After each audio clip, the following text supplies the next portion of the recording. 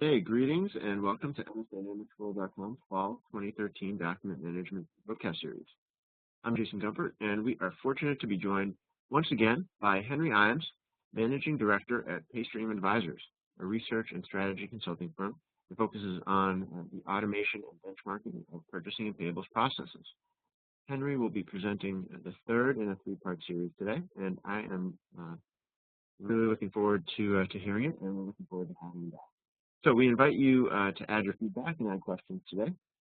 You can use the Q&A block that you'll see on the right side of the webcast session here. You can also use the chat if you have any thoughts to share. We'll be sure to leave some time at the end for you to ask Henry questions. So without further delay, please allow me to welcome Henry Ijams. Henry. It's a pleasure to be back. And due to the large number of folks on the call today, we have your phones in a listen-only mode. However, as Jason mentioned, we are very interested in hearing from you. So we're going to have a couple of poll questions, and you will be able to participate in the conversation, perhaps by typing. So I'm looking forward to meeting you. My name is Henry Ijams, and for the past 13 years, I've been working at PayStream Advisors in and around financial operations. Our work spans into payables, accounts payable, billing, collections. Of course, today we're talking about eBilling, electronic billing, and how you can get paid faster. And we're going to talk about that and what we've learned from our studies and consulting with both large and small clients. PayStream Advisors is a research and consulting firm, and we publish reports. All of the reports that we're talking about today are all available free on our website at paystreamadvisors.com. You can download them at any time. So our agenda today is we're going to talk about, well, the top technologies to get your customers to help you accept eBills from you. We're going to talk about paperless collections. We're going to talk about driving adoption of electronic billing and improving your customer satisfaction. That's right. There's a piece of this overall business that we're going to talk about that really makes it, well, more satisfying for your customers. Surprising, many of them we are going to show you want to pay you electronically and want to get their bills from you electronically. And in many cases, you're underserving their need to pay electronically. We're also going to talk about how it impacts the day sales outstanding. I'm going to give you some ideas about reducing DSO. I think it was in my first accounting class, Jason, that the professor said, there's one rule in accounting, and it goes like this: collect early and pay late. And of course, what he was talking about was the cash conversion cycle and managing your business. At this point, we'd like to bring up our first poll question. Tell us, what are the top issues related to billing and collections in your organization? And then we'll share those results with you. We're curious to find out what you're working on, what kinds of things are slowing down and impacting your process in your business. And you can see that poll we do. on the screen now. Yeah, it's wonderful to see. It's wonderful to see what we got here. So we're curious to learn about the things you're thinking about improving, so that we can tailor our commentary today as we talk about opportunities and solutions. I'm going to break up our session to talk about in two different ways. The first part is going to be very focused on understanding the opportunity, and then the second part is going to be giving you a case study to try to understand how you can take advantage of that opportunity with some solutions. All righty. Well, it looks like 21% have said too much paper, and 21% say, how do we do more electronic billing? And 57% didn't have a chance to answer yet. Well, that's okay. Let's close the poll and move into our next piece of slides. All righty. So there is change happening in the world, and I think you all know that. Perhaps you know that the federal government tried to get out of the Saturday delivery business In fact, the Postal Service believes that they should cancel Saturday service. And so we've got this little post humor here. Why did it take 7 weeks to receive this letter from Florida, Sonny? Don't complain. That's as fast as I can walk. You know, in the U.S., we have a remarkably wonderful system of postal mail.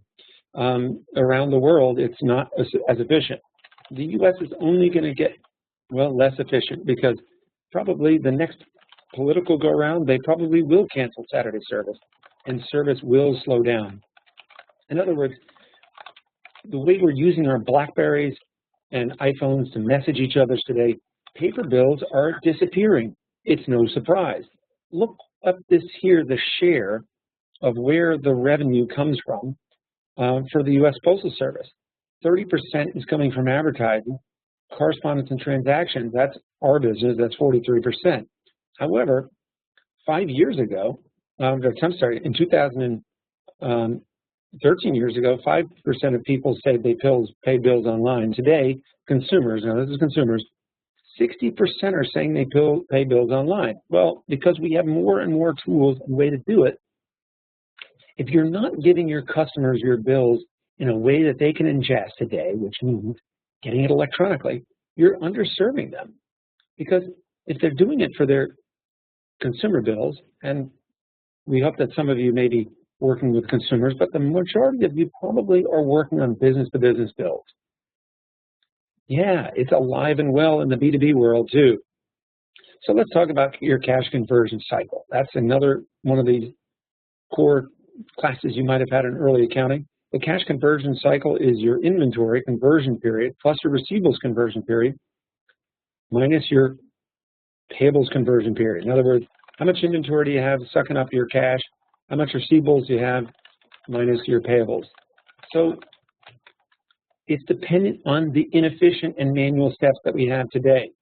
We know that the innovators, the companies that move to electronic processing, of course, improve visibility, productivity, and drive out the errors and reduce their cost of providing the bills to their customers. So reducing the operational cost, yes, and of course, at the end of the day, reducing day sales outstanding. That's what DSO stands for. So we want to give you some idea of how you can do it. Now, let's say you have a net 30 collection period. Where does that come from? Well, in the manual process, we've got a bill creation. It takes us time to get the invoice out of our system. Then we mail it out, maybe we email it out, and we have to wait for it to be approved. And then, well, there could be this period of, hey, there's something wrong with my invoice. And according to our research, between 8 and 12% of invoices have some type of exception on them, which means they're not going to get paid unless they're manually resolved. So if our money comes in at 30, we'd be collecting in 4 weeks. The reality is most of us have day sales outstanding that's longer than that. If we say we collect net 30, our clients are going to push us on average to net 38, net 40, something like that. Now, the window of opportunity to move to eBilling means I can compress the invoice approval cycle by pushing the invoice to my customer electronically, but that's just part of it. It's opening up a window of opportunity of getting rid of the mail. We know many of you are already pushing out bills to your customers, probably more than half electronically via email. A PDF push, we call that. That's good. That's great. But even better is to have an electronic bill available on your website. Do you allow your customers to self-manage their profile, and can they pay on that system? Well, that's emerging as the best practice. So what's the difference here between paper billing and electronic invoice delivery? It's what we call the power of 15. That means when we shrink this cycle time, it means that our customers can approve their bill faster and, well, potentially pay us faster. I'm going to show you how to quantify that here in just a sec. So what's your focus going to be? We've got dollars and cents essentially tied up in your bills. And, well, maybe you could say there's gold tied up in those bills. So we want to think about your focus around the efficiency of the manual people and paper-based processes that you have. It takes time and money to mail out bills. We also want to lift the burden of the paper off of your staff, both on the billing and the collection side, and make it easier for your customers. Of course, we want to reduce your DSO. So how do we unlock the opportunity?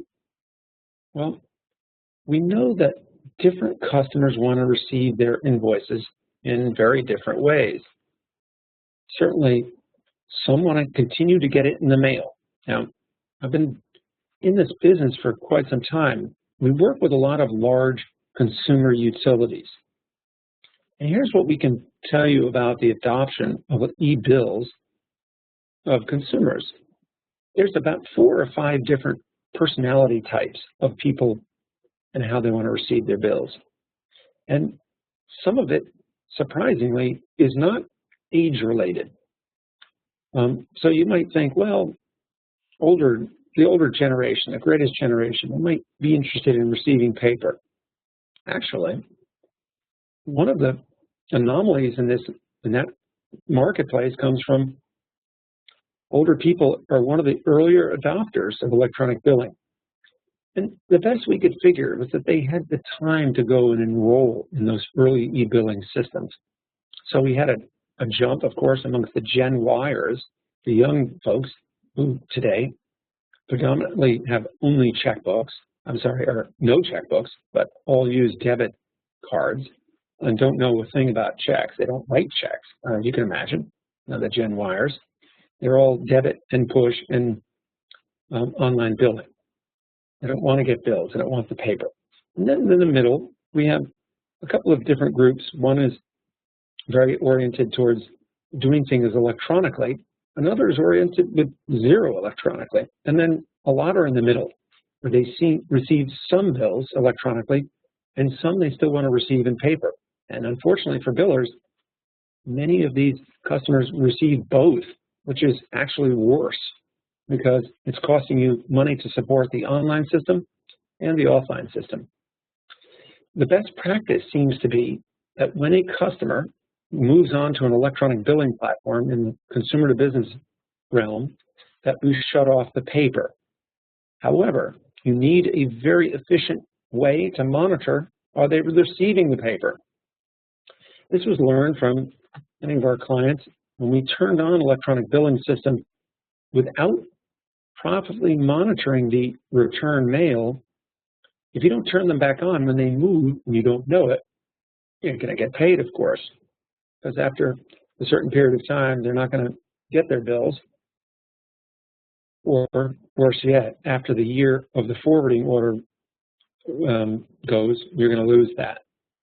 So the electronic process has to be very clean, and when email starts bouncing, that has to be addressed as well. That means new people and new staff. We can't just do things the old way, but move things to the new way, which allows for both electronic and paper-based. In other words, well, we may need to have a new process to support our e-billing activities, because if we're going to do e-billing and rely on that, then we're going to make sure it gets there. The one thing that we can generally rely on is that paper invoices sent out by a U.S. Postal Service generally do get there. Do they get to the right person? Probably not, especially on the business-to-business side.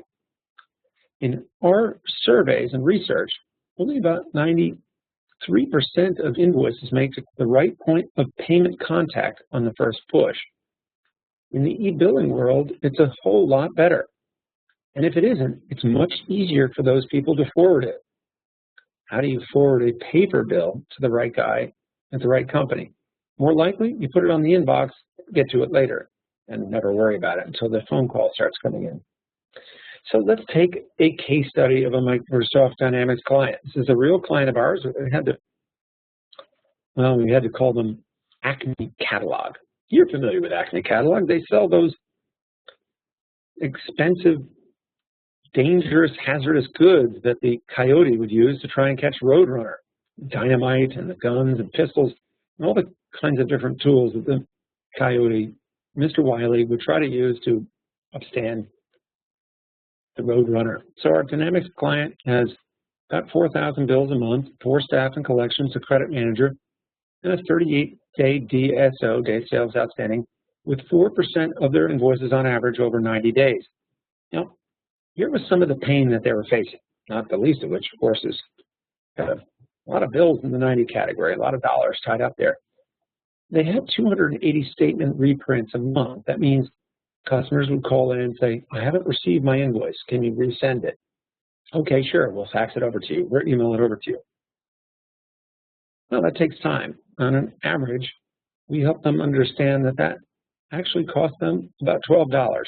Of course, the actual pushing the payment wasn't the cost, but the time of their staff to manage that and inquire about that call. And it turns out that those people who called about the invoice, well, they were typically calling on invoices that were more than 70 days old on average.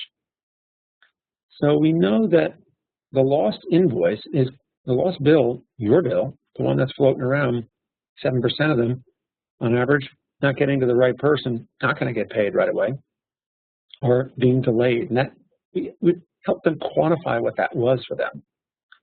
And in this example, they had 12% of their customers paying them by electronic methods. So they were getting either a push payment or credit card. And that's pretty good, but for this business-to-business biller, it turned out it wasn't good enough. So let's take a look at how this transformed in this business case. The Roadrunner 1 in this example outchased and outsmarted the paper coyote. So eBilling at Acme Catalog went like this. They brought on an electronic billing solution from a third-party provider. They connected that third-party provider to their ERP system. Whenever invoices would go out, it was determined, was it going to be a paper bill or an electronic bill? Electronic bill was managed by enrollment, and the third-party provider worked on enrolling the suppliers. How? Well, through a whole host of tools. Messaging to the supplier on the statements, sending out inserts in the bills,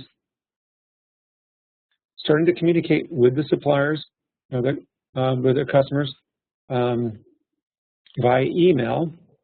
And the fourth element was whenever they took a new order, they started asking, can we have your email address of your billing contact? And they started gathering that data and emailing them out. They also ran a campaign to entice the billing folks to sign up to receive electronic bills. It was a sweepstakes. It cost them one high-definition television given away around Super Bowl time. So they said, we're going to run a sweepstakes for everybody who enrolls in our electronic billing solution within the next 60 days. And they did a campaign. Surprise, surprise. Enrollments spiked up. Was the money going to the company, the biller, your customer? No, it was going to the accounts payable people on the other side. So they were smart, and they're like, hey, I'm going to enroll in this, and we'll get a spot screen to keep TV at home. Okay, so here's what they got out of this electronic billing system. They've reduced by 40% their over 90-day category. They are down to about nearly half the paper bills that they have. They're cut it down by about 40%. They've reduced their staff in AR, collections primarily, and moved them to accounting. And they've got one very happy credit manager, 22% electronic payments now, all of a sudden, coming out of the eBill website. In other words, the customers are able to go onto this third-party system, view their bills, and then, the convenience of paying those bills electronically, either ACH information or enter a credit card, pay the bills on site. Now, it depends on the industry. This is a business-to-business company that's selling to other organizations.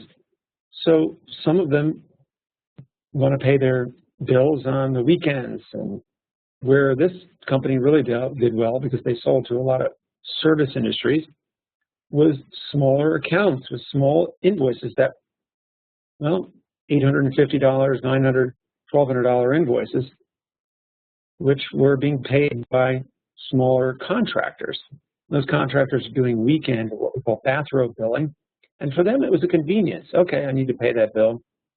And can I get that bill? Oh, and I can upload it right into my QuickBooks system? Yes, you can do that with the eBilling platform. Can I load it into my SAP system? Yes, you can take an Excel file and upload it into the ERP system. Oh, we have 40 invoices a month from you. I can upload them all through the eBilling platform. There's a lot of powerful benefits here for the accounts payable, we're customers. And of course, the best part, they reduce their days sales outstanding by 3 days, only in about 9 months of rolling out this service. That's a pretty dramatic improvement.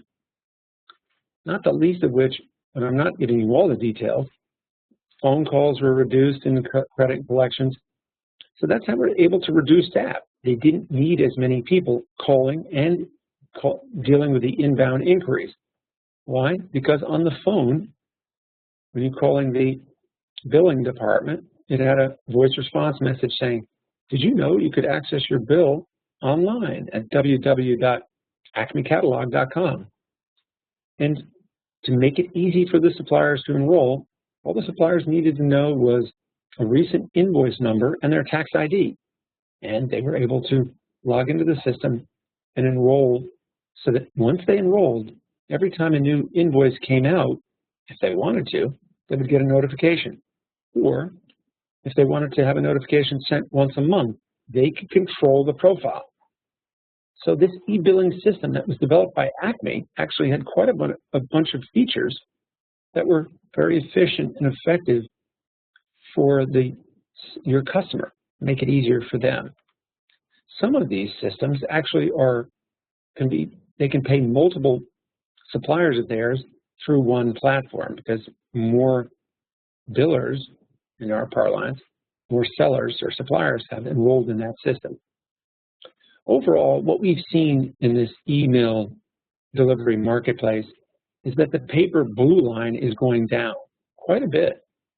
And we suspect that by 2016, when we're going to see that email delivery is going to outtake paper delivery, it already has in some vertical industries, namely distribution industries where there's dealing with lots of small B2B bills. They're moving rapidly to electronic because they have too high a volume, and the cost even just of paper statementing, costing them more than $1 a piece, is easily outweighed by the opportunity to move to electronic. So we have the jump there, and then we have things like EDI are about flat. So the email delivery is my large purple line. EDI is growing at about 3.5% per year. eBilling is growing very nicely as well, but there's two kinds of eBilling. One here is focused on email delivery, and the other is focused on getting the bill electronically pushed to you through an electronic system or portal. Today, the email delivery through a portal or third-party provider seems to be the fastest growing piece. So Jason, it's time for our next poll question. What kind of automation do you use today at your business in the AR side of the shop? Do you have an AR collection delivery and document management system? Do you have automated credit scoring, online or electronic payments? Or do you have any collections management solutions? Collections management allows your collectors to have a dashboard for collection activities to prioritize their day and time and follow-up. So they can not just focus on 30, 60, 90 follow-ups, but follow up on the customers that are going to yield the fastest cash and improvements to day sales outstanding. And Henry, I would just add, if anyone in the audience wants to add any other feedback, other automation they're using, or maybe they're not using automation, just use the chat window, the chat block on the right side of the screen. We'd love to get some insight there. There are a few answers coming in. We have a couple of votes for collections management and one vote for online electronic payments. But a lot of sort of none of the above so far. All right. Yes, and we do invite your questions so you can. So we have one person saying that they don't need right now. Yeah, so we have a couple votes for online electronic payments, and I'm going to close out the poll now. A couple of votes for collections management. 4 votes for collections management. Oh, thank you very much for that. That's wonderful.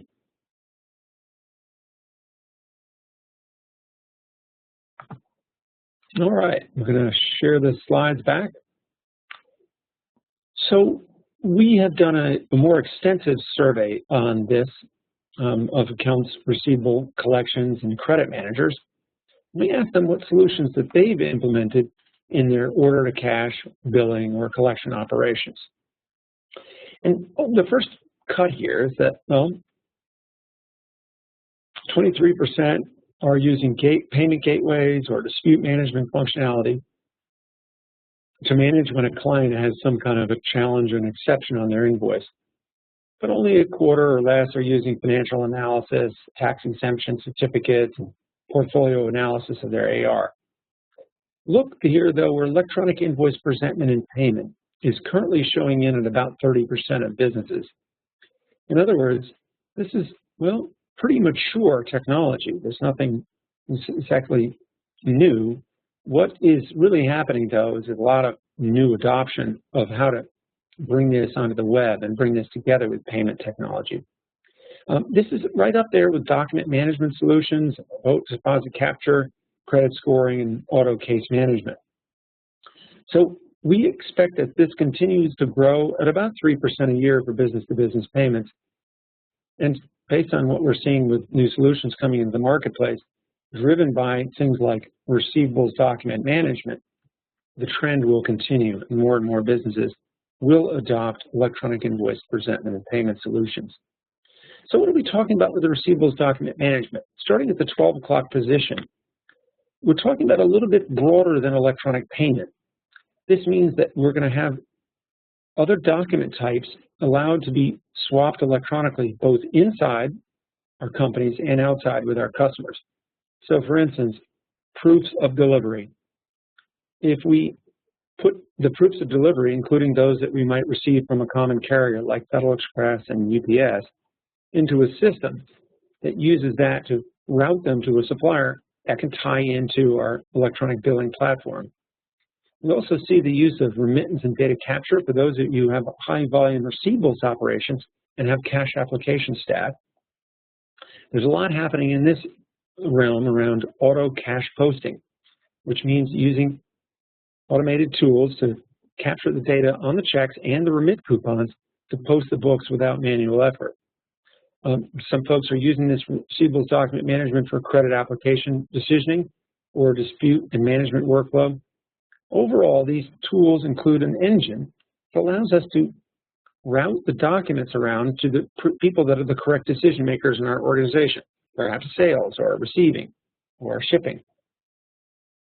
Was that invoice properly invoiced? Did we ship out a different amount than was invoiced? Sales, did they price this wrong? Of course, in collections and in accounts receivable, it's typically not our role to change the dollar amounts on invoices, but to facilitate the correct invoice into the right company. PayStream has developed the 8 building blocks of the order to cash. We talk about in the upper left here, creating an order to cash vision driven by a strategy, driven by how you can interact with your customer. And what's the cultural change management process inside of your organization? And how does that connect to the order to cash processes of your organization? What's the stakeholder orientation? What's your cash conversion cycle? How fast are you going to try and migrate from where you are today to a more efficient process? Notice it isn't until we get to near the end of this that we start thinking about the technology and the services and how you're going to deliver these services.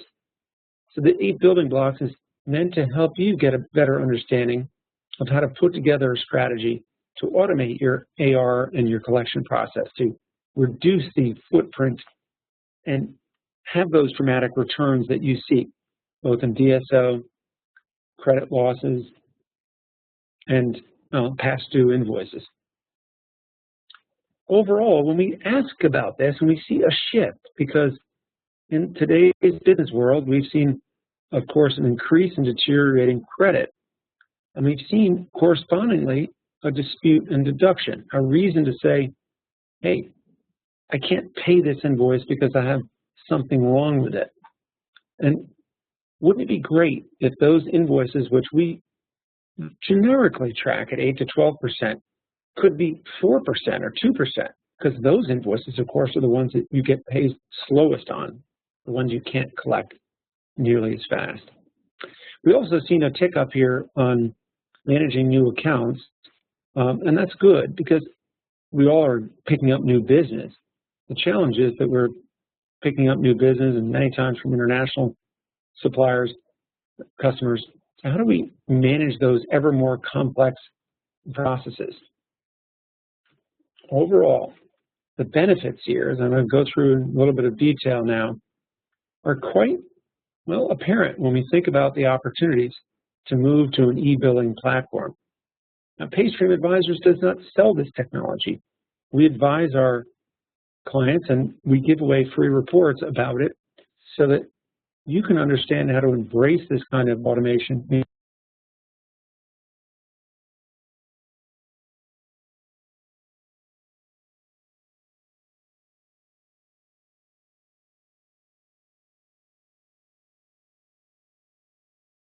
It's reducing the cost of sending invoices depending on the types of invoices, 40 to 80%, even at a 40% reduction, moving to an automated mail process, moving out of a manual process, which is typically costing about $5 an invoice when you factor in both the hard cost of the print and mail operation, as well as the soft cost of managing the return mail, the account updating, the support desk, all the things you have to do to manage the invoice and billing process typically adds up to between $3.50 and $6 an invoice or a bill. How do we do that? Well, we take all the labor that you have associated to support your AR operation and divide that into the number of bills that you send out. And from there, you can come up with the hard costs. You can add that to the hard cost of mailing the checks mailing the invoices out, getting the bills out, and it comes up into the average of $5 range. Now, with an automated mail system, certainly, of course, your prep time is essentially nothing, and delivery can be much faster. With an automated mail solution, what we're essentially talking about is outsourcing your mail production to a third-party biller, a bill management company, who manages that process for you and sends out the statements on your behalf. And it's turning into a best practice, because if you've ever toured one of these operations, which I have toured many of them, you find that when you're mailing out literally 1 million bills a week, you can be quite efficient and effective with how you do it, including tracking mail times, tracking deliverability, and return mail processing, and really a matter of days and not weeks in many cases. So we believe that for many of you, that is an emerging best practice. And of course, the electronic process is essentially instantaneous. We can tell instantly if it's been received or bounced, and it costs next to nothing. These systems, of course, help us reduce billing errors, returns, and, well, because we're getting rid of not just the mail time, but also the deliverability. So there's two core things that we're making happen here. This is how the DSO is reduced. The days sales outstanding is reduced because we know instantly, instead of waiting 14 days to get a return piece of mail, we know instantly that it's not going to the right person. And so for that 7% of invoices that were misdirected, will never be paid, will be paid very slowly, those lost bills and invoices, we can solve immediately. And that can provide an immediate return on investment for anyone running any accounting system, especially those that are working with the Dynamics platforms. Great Plains and AX and Solomon all have wonderful ability to export the bill format to a third-party system. The integrations are a little different, but quite manageable given the bill extract and providing either simple CSV uploads to a service partner who manages that for you, or a more complete integration with bidirectional using BizTalk or another integration tool to allow for near real-time tracking, monitoring of what's happening. So lots of great opportunities. So here's some tips that we want to leave you with as we think about moving forward. Find out first which are going to be the best target accounts for you to move electronically. Don't treat all of your customers as the same. Pick the target group that you either want to prove the solution to or the ones that's causing you the most pain. So what are good targets accounts? Well, you can get some advice about that from service providers, but generally those that are willing to interact with you electronically. They could be smaller accounts. They could be accounts that have lots of exceptions, where there's an equal pain for both you and your customer. In other words, they're more incentive to migrate to your electronic billing platform because it makes it easier for them to do your job. The next step, of course, is to find the business case. How much are you going to save? How much in dollars? How is it going to improve your working capital? How is it going to improve your days sales outstanding? Quantify your goals. That's called the business case. Our goal is to receive 98% of our invoices within 42 days. Or we want to have a credit write-off ratio of 0.0125. Whatever the number, you need to quantify something and then champion that amongst the C-level executives.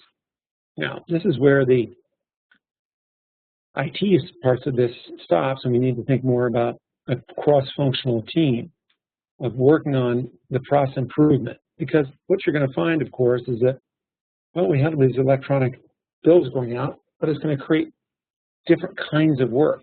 Who's going to follow up on bouncing emails?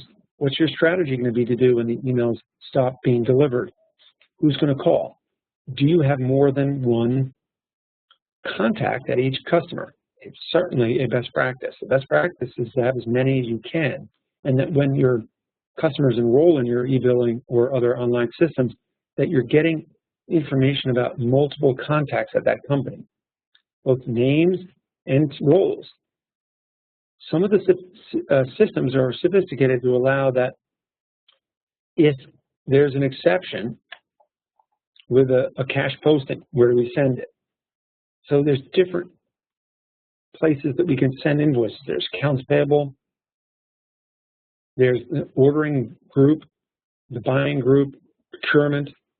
So in your front-end system, this is why we are promoting the use of a cross-functional team. Your process improvement team is going to be thinking about the process holistically, from taking the order, placing the order, making sure the order is correct, validating that order, shipping, all the way into the invoice and payment process. Invoice and payment is the tail end. A lot of that work in the eBilling platform can be done more of it electronically in the front end of the process. And of course, that widens our scope of our process. Then we want you to take a look at what the early adopters in your industry are doing. Network with them, find out how they're doing. What are the benefits that they have achieved by doing this?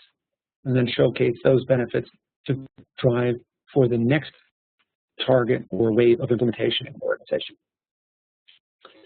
Well, as Jason mentioned, I'd be delighted to take your questions. My name is Henry Ijams from PayStream Advisors, and we certainly have enjoyed sharing some of our research and findings with you. Love to understand what questions you have today. All right, thanks so much, Henry. First question I see comes from Susan, wanted to understand about return on investment on electronic billing platforms. Well, an example of Acme Roadrunner, the system that they purchased cost about $10,000 to set up for their solution, and they were paying their service provider about 85 cents per invoice to be managed through the system. And every time a customer made a payment through the system, they also paid a fee for that.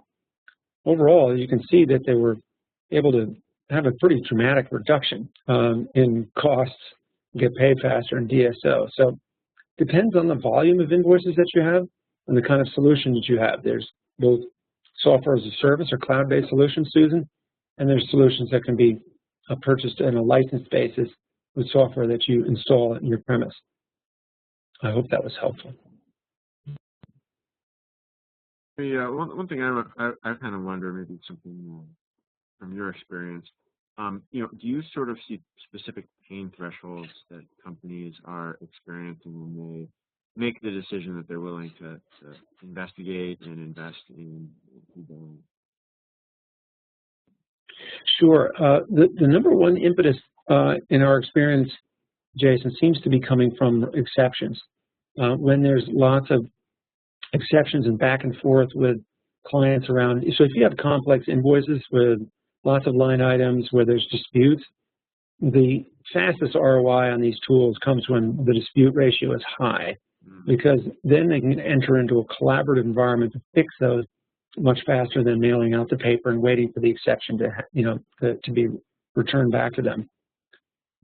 So that would be the number one driver. Another industry that's, you know, a group that is when there's invoices are relatively small amounts and the cost to manage a reprint in relation to the amount to be collected is high. So let's take Federal Express, for example. You know, the average small business is going to have some kind of a credit card on file. If you don't have a credit card on file, they've got to mail a statement to you. They got to wait for payment. They got to send reminder notes. Each time, of course, they're mailing that. It's costing you north of 60, 70 cents a bill to go out. So small dollars and high exception rates. I see a question from Marshall. Thank you for asking, Marshall. We run a small NAV implementation. Our current hard cost for mailing is about $1,500 monthly. What kind of ROI can we expect? Okay. So in other words, the hard cost, you're sending out the bills, maybe it's $1,500. Well, it depends. So if you're able to depends on what kind of solution you end up with, Marshall. Some of these solutions could have costs going down into the 30 cents range to manage each bill. It depends, of course, on what percentage of the bills are going in electronically. An electronic invoice going out costs a lot less to the service provider, and you pay a lot less than you do for the paper bill. The example I was giving was the average cost of 87 cents was a blended cost of managing both the paper that was outsourced and the electronic enrollment. The service provider is going to be incented to try and drive your electronic bill adoption up. But in order to do that, they're going to have access to the right communication materials, email addresses, et cetera, to communicate with your customers. So I would expect a return on investment in probably about 6 or 7 months.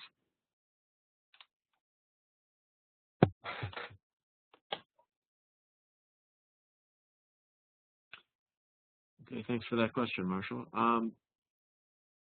I do not see any other questions at this point. I think we've made it through them. I would just invite anyone to think about, you know, if you have any other top issues related to billing and collections, maybe things that weren't in some of the survey options. We'd love to hear from those right now. I would add we are recording today's session, and we'll be making it available to all of you in the next few days. So please be on the lookout for that. If there are no other questions, Henry, perhaps we start wrapping up here. And first, let me just thank you for taking the time to speak with us today. Oh, it's been my pleasure. We certainly love to share the information that we developed at PayStream Advisors. It's a fascinating market that's changing a lot, Jason, and it's quite dynamic. And the past 3 years, we've seen a lot of new solutions come into the marketplace from companies like Transactis and BillTrust, Bill.com, and a whole host of other, and making it very easy to bring these solutions to market quickly at their clients. So we hope it's been helpful. We have another question here from Marshall again. Our collections is also manual. Can this be used for collections as well? Absolutely. Marshall, there's a couple of solutions that work well with both. Some of the collections management solutions have an eBilling module. So one of the things that you're going to need to evaluate is my putting together my requirements of an eBilling system and a collections module. Can I get the combined solution that makes sense for both of my needs, or should I go and purchase one solution for each separate function? So there's going to obviously a trade-off. So the more sophisticated collections management tool you need may not have, the answer for that may not be the best electronic billing solution. One company that comes to mind is SunGard. SunGard has an electronic collections management tool, a very popular solution called Avant-Garde, and Avant-Garde has an eBilling module as part of it. And there are many others that can marry collections and eBilling in one platform.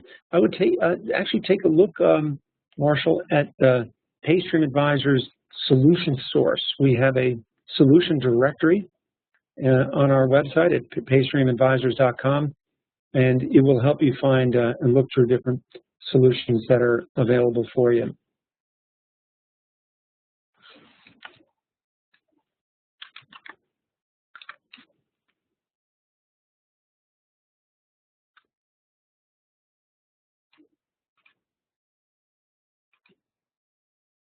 Okay. Well, thanks again, Marshall, for that question. And I believe we can start wrapping up here, Henry. So thanks again.